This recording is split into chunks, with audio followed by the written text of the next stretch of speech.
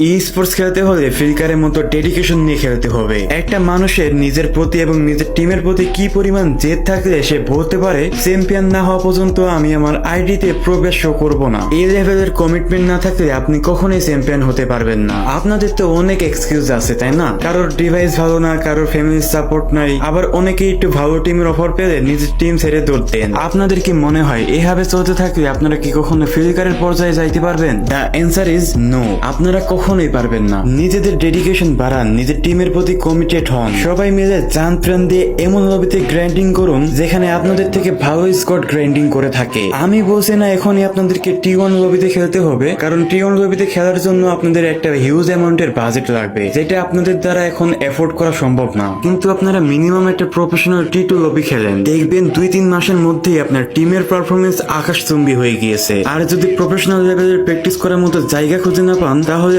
BBZ eSports হতে পারে আপনাদের জন্য সেরা গন্তব্য। তারা আপনাদেরকে সুপরিকল্পিত এবং প্রফেশনালি চ্যাম্পিয়ন রাশ প্র্যাকটিস করাবে। তাদের মতো সুপরিকল্পিত এবং প্রফেশনাল ওয়েতে চ্যাম্পিয়ন রাশ প্র্যাকটিস করাবে এমন অর্গানাইজেশন বাংলাদেশে নাই বললেই চলে। আমি একটা আইডি মেনশন করে দিচ্ছি, যে আইডির বাইরে তাদের সকল ইনফরমেশন দেওয়া আছে। তাই আর দেরি না করে এখনই গ্রাইন্ডিং শুরু করুন এবং নিজেদের প্রমাণ করুন যে আপনারও চ্যাম্পিয়ন ম্যাটেরিয়াল।